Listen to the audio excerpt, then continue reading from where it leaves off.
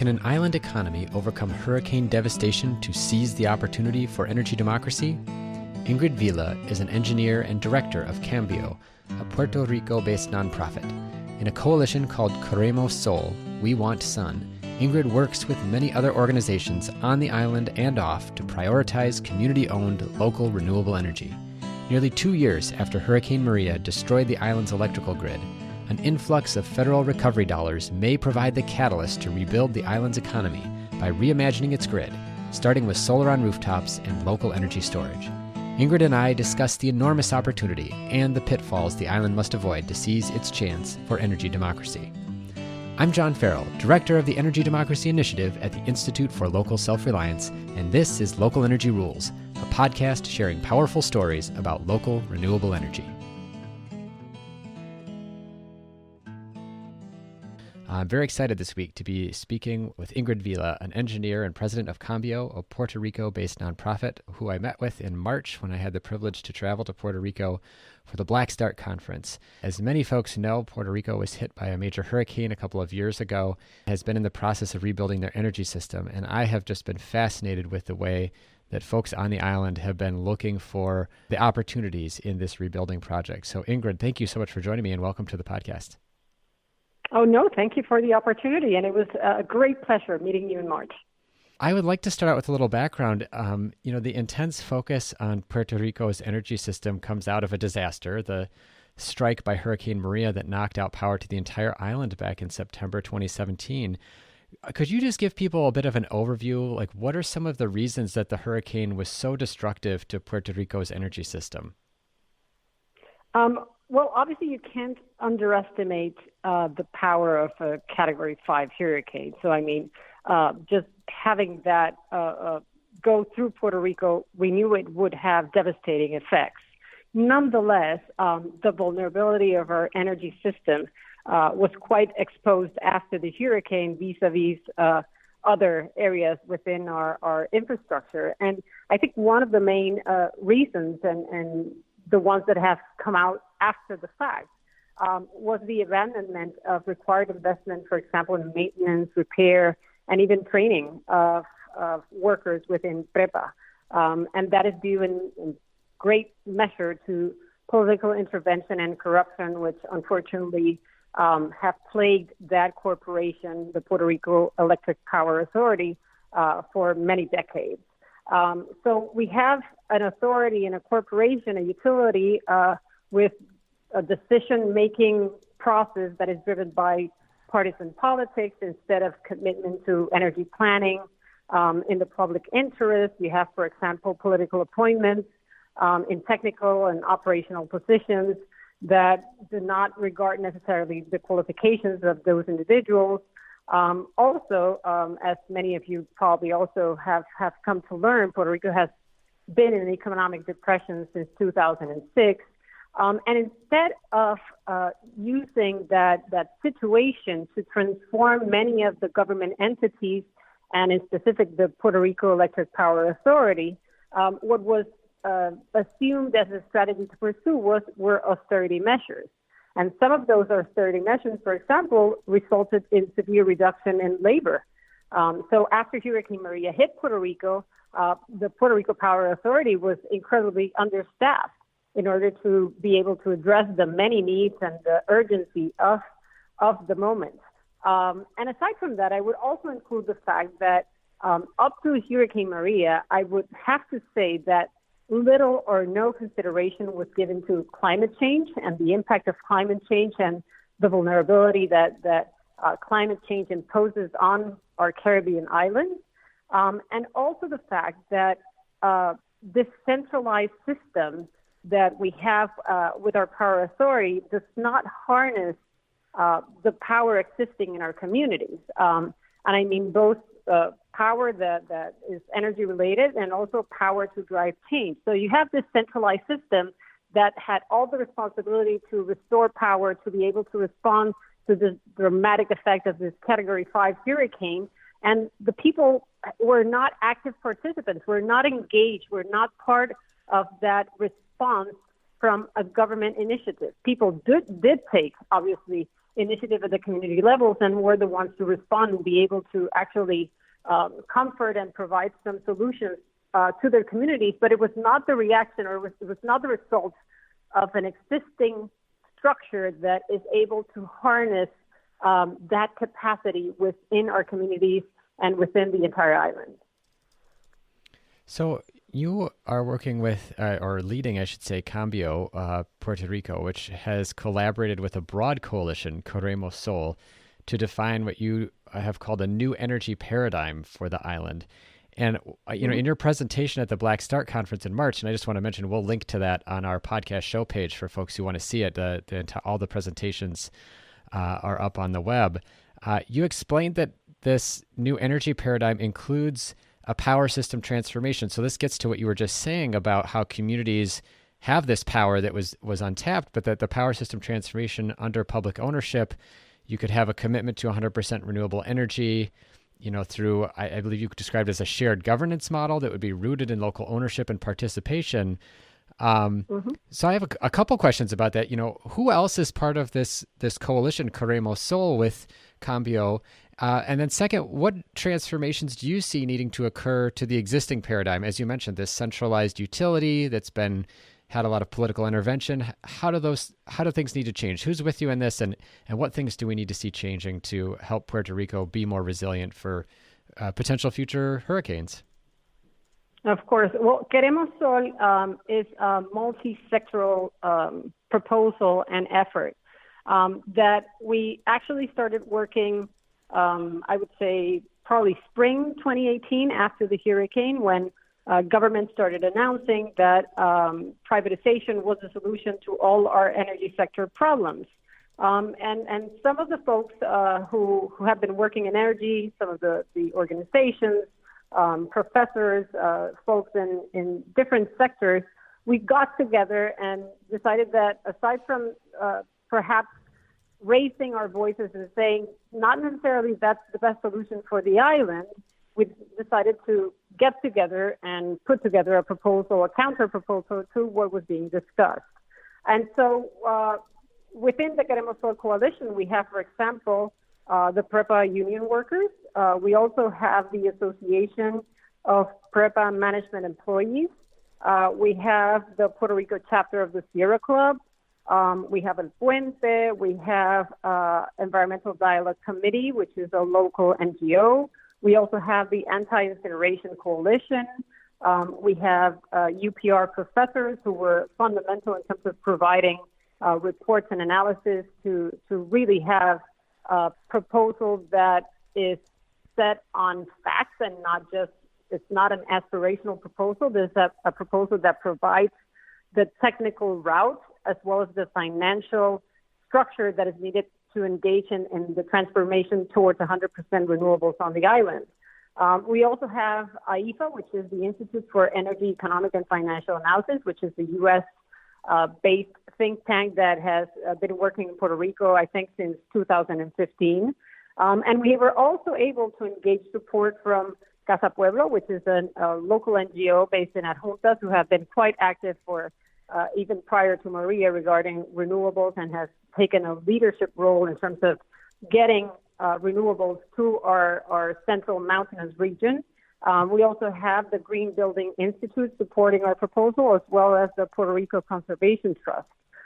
So this is a wide array of local entities with both energy sector expertise, environmental expertise, as well as communities that have defined and identified that we need to really transform and transcend the way that energy has been produced and how the energy sector has been developed on the island.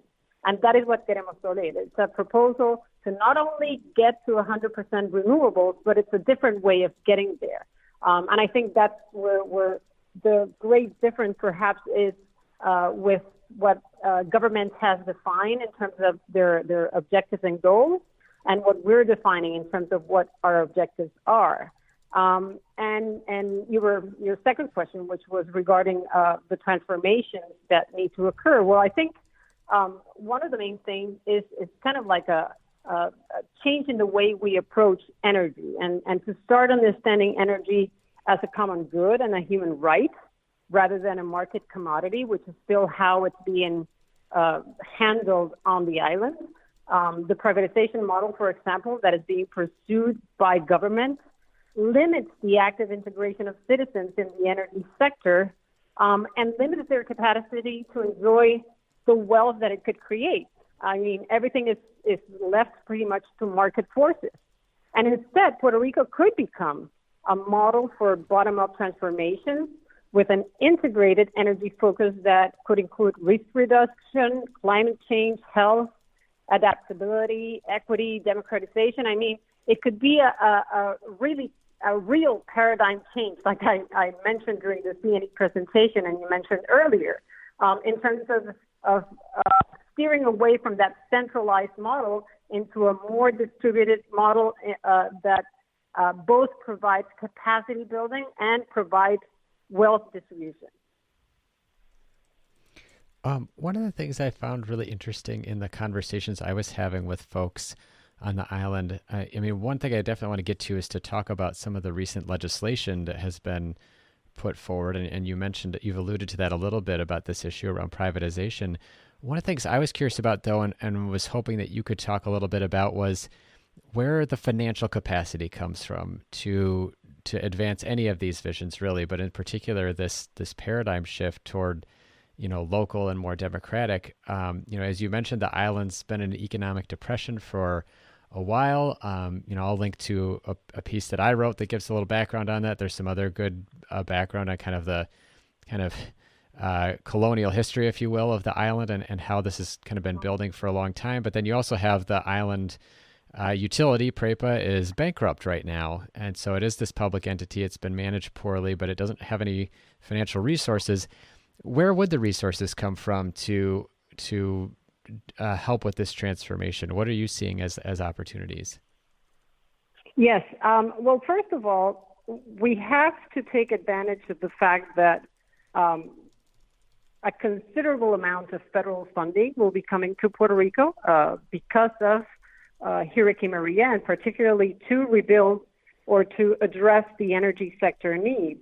And one of the things that we propose within the Queremos Sol initiative is precisely to use those funds to jumpstart and to provide an accelerated integration of renewables with storage on the island.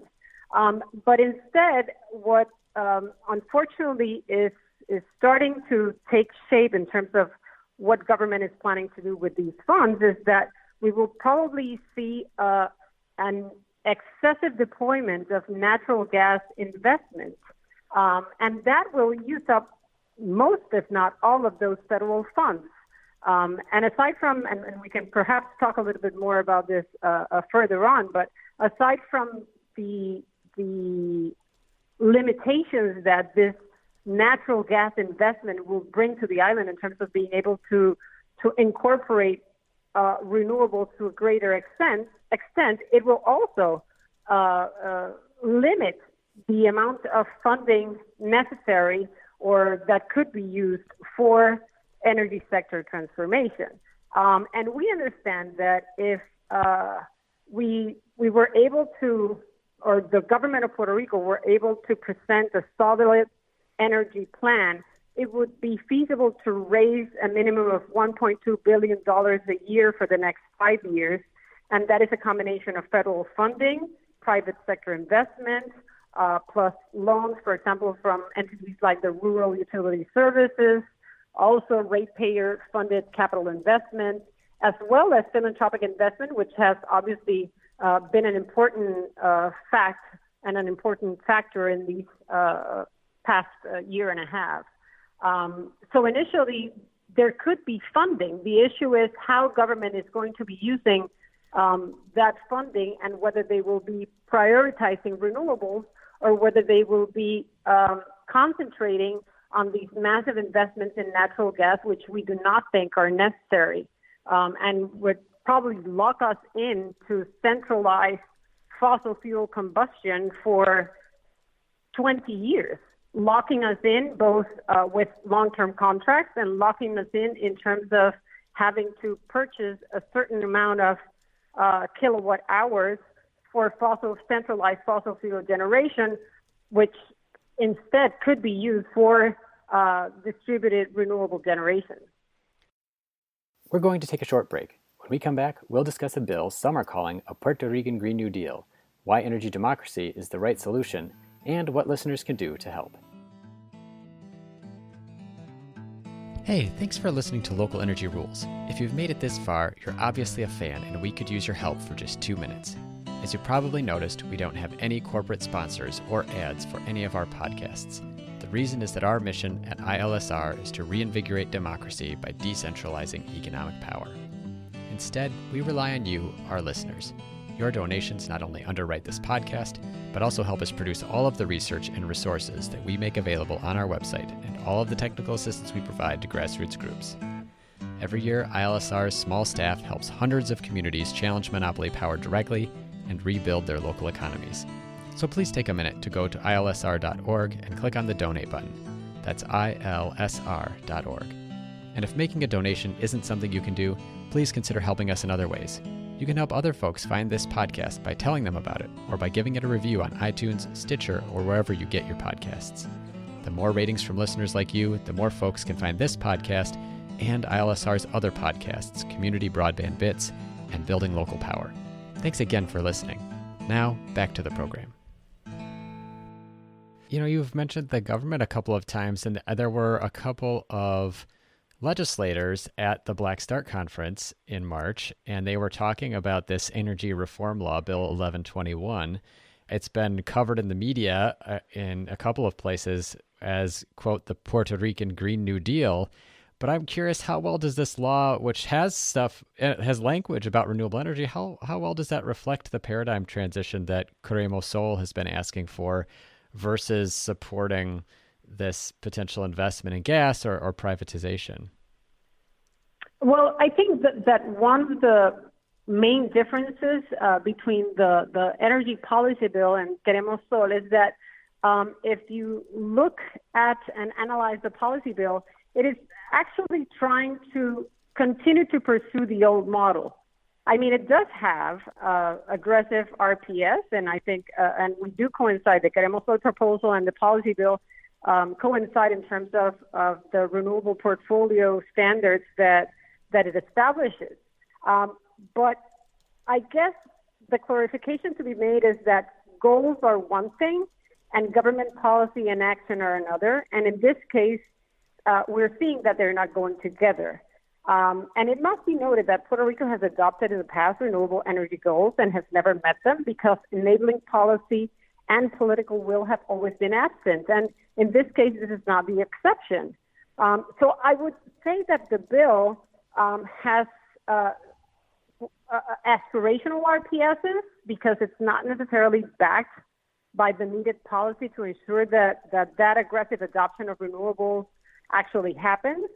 And it has some non-binding green language that actually masks the law's real objectives or results, which will be the use of federal funds, like I mentioned before, to convert to private long-term contracts all existing and new generation to operate with natural gas. And this is a provision that is within the energy policy bill.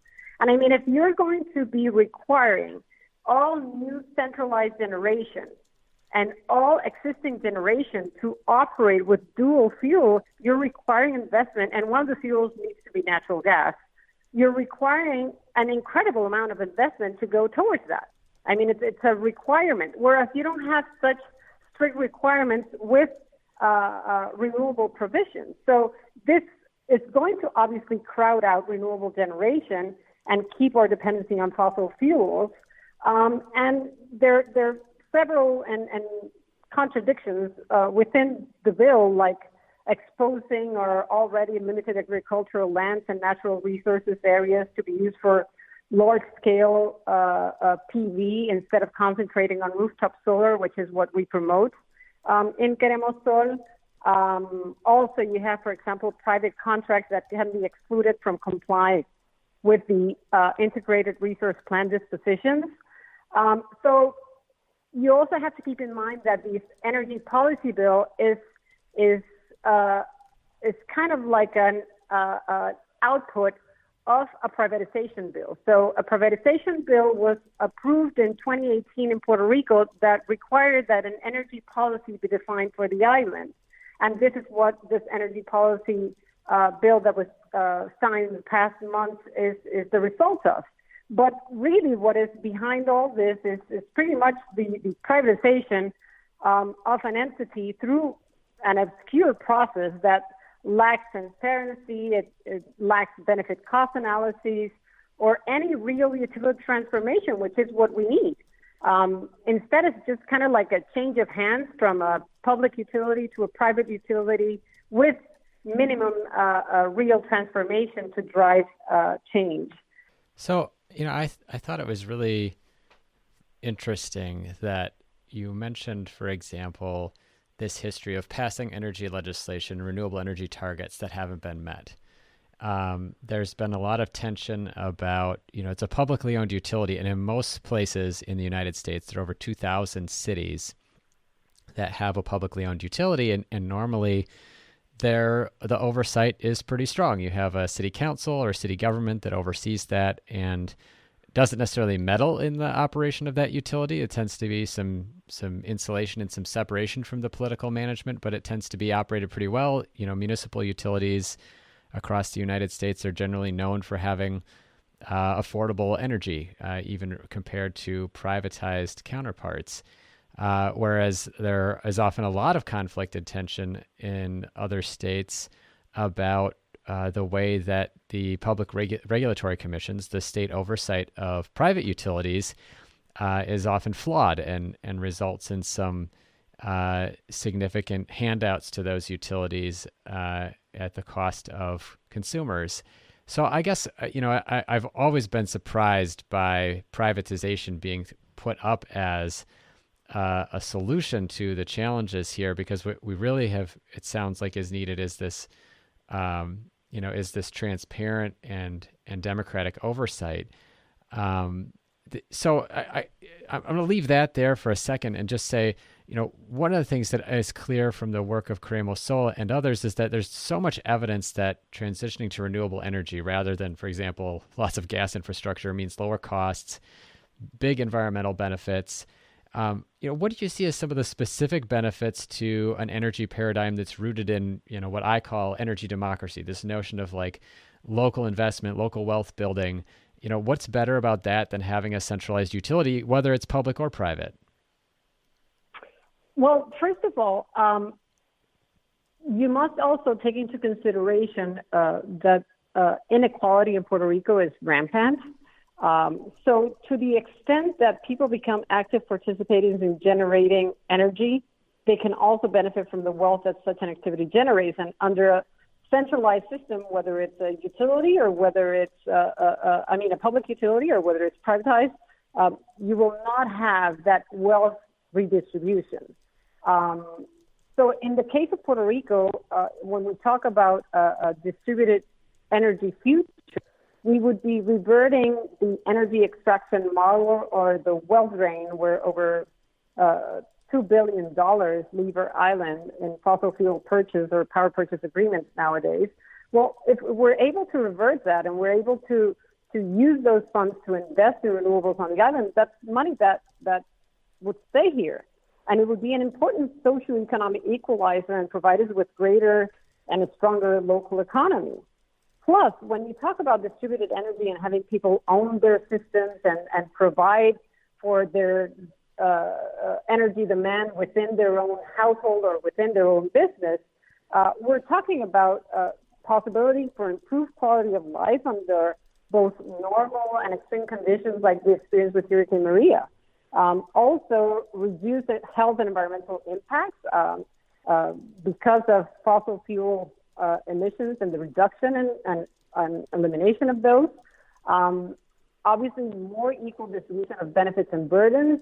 There are communities in Puerto Rico that have been severely impacted with obviously the operations of fossil fuel generating facilities throughout the island, and having distributed renewable energy could provide some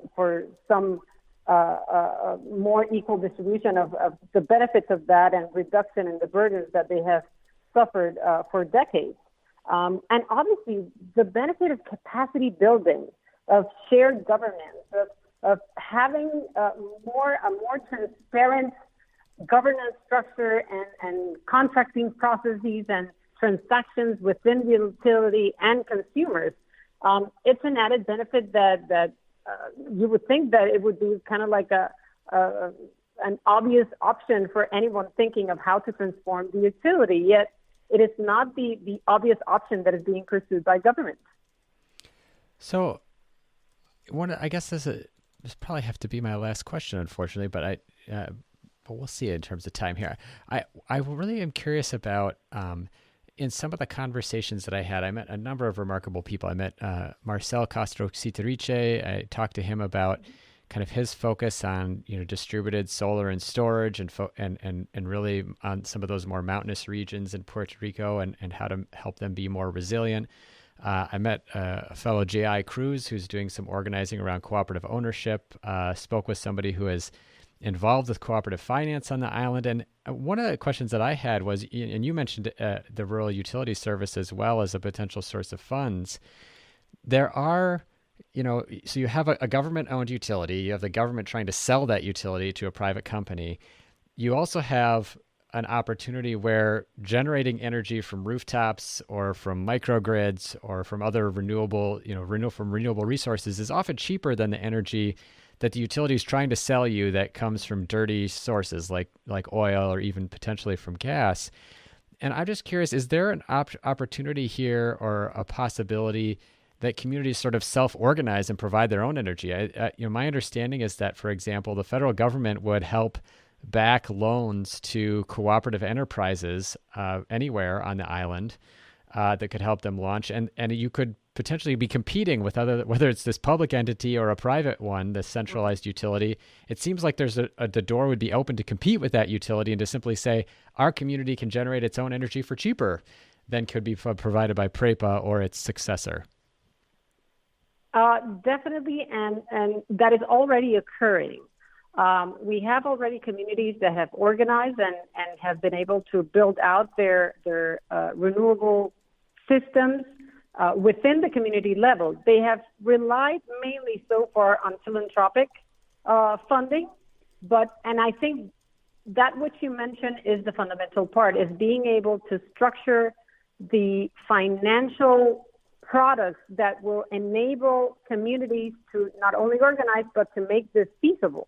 And that is one of the areas that we're focusing on in Queremos Sol right now, is to be able to provide or to contribute to the capacity building of cooperative financial co-ops on the island, to be able to design those financing products that are needed for communities to adopt these at accessible and reasonable prices. CDBG funding, for example, would be a great fit for these types of structures, and Puerto Rico should be receiving a considerable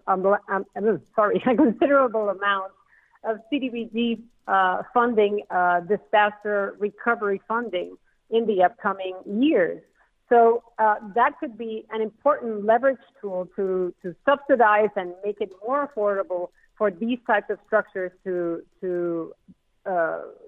gain ground and to progress within communities and at the community level.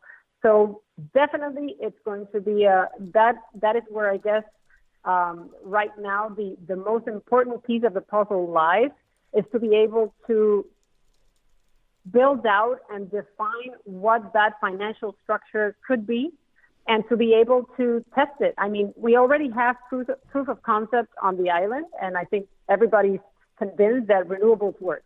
I wouldn't say that was the case prior to Maria, but after Maria, there have been an enormous acceptance from the general public in terms of renewables as a possible energy source for the island. Now the issue is to be able to prove that we can establish the financing structures to get to 100% renewables with local funding, with our local economic possibilities. Because obviously philanthropy has made an important contribution after Maria, but we cannot accept philanthropy to just be the only source of funding for the transformation that we need. So definitely co-ops are an alternative, and there's quite interest and excitement within co-ops in terms of being able to engage and adopt and pursue renewable energy distribution within their portfolios. So definitely something to continue to work on in the upcoming years. So I would like to leave people with a couple things, hoping you can give in briefly. One is for folks who listen to this podcast, many of whom are either organizing around clean energy or work in clean energy policy. Is there anything that we could do that would be helpful to Puerto Rico? And then the second question is, what do you think is the most important thing that we can learn from Puerto Rico's experience with Hurricane Maria and this rebuilding effort? Well, in terms of clean energy, actually our most impending looming threat right now is a bond restructuring deal that the Fiscal Oversight and Management Board has announced that it has reached with some of the bondholders. And this is a bond deal that will have a severe impact on the rates on the island, but it will also have incredible impact on renewable energy because it will establish pretty much an additional surcharge for all generation, regardless of whether you generated with your own renewable system in your household or whether you use PREPA generated electricity. So this could have obviously a severe impact on how quickly renewable energy is adopted on the island, and it is something that is pending review in the federal district court, but it's something that I would urge everyone who's interested in renewable energy to take a look at, and if possible, to make an expression in terms of the severe and damaging impact that such a deal would have in a renewable energy future on the island. Ingrid, who would we make that expression to? If this is something that was of concern to us, would it be our federal elected officials that we should contact? Well, you can make an expression actually directly, or write a letter or send an email to Judge Swain. She's the federal district court judge who's handling all the Title III cases, which are the bankruptcy court cases for Puerto Rico under the PROMESA Congressional Act. Okay, excellent. Well, I will have a link for folks to do that on our show page. What is it that we should learn? What would you say is the most important takeaway that folks who are caring about a clean energy future could learn from what has happened in Puerto Rico? I would say that there is incredible power to be harnessed at the community level. And that if there is something that we can learn from Hurricane Maria, is that if we are going to be pursuing a transformation of the energy sector, we have to acknowledge the possibility of providing the resources that communities need, that small businesses need, to lead the way in terms of the transformation. People are very clear in terms of what we need to do and where we need to go in terms of energy sector transformation. And the potential that it could provide the island in terms of improved quality of life, in terms of reduction in vulnerability, and many other benefits that obviously come along with all of those, is something that we need to continue to pursue on the island, but it's something that other communities should look into and try to see how they can develop and maximize their capabilities of organizing and deploying renewables, and not just waiting for government to solve things. I mean, that was, I think, one of the main lessons that we learned from Hurricane Maria, is that people are ready to take action, are ready to solve their own problems. They're not just going to be waiting for government. And energy sector is one of those main and fundamental areas where people are taking action. This is John Farrell, Director of ILSR's Energy Democracy Initiative. I was speaking with Ingrid Vila of Cambio about the opportunity for Puerto Rico to model energy democracy for the rest of the United States.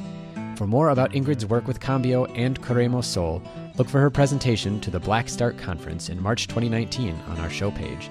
You can also learn more about the underlying challenges and opportunities in Puerto Rico by listening to our podcast with Marcel Castro-Citeriche, episode 77, or reading my Green Tech Media commentary from October 2017. Both are also linked from the show page. While you're at our website reviewing these other resources, you can also find more than 70 past episodes of the Local Energy Rules podcast. Until next time, keep your energy local, and thanks for listening.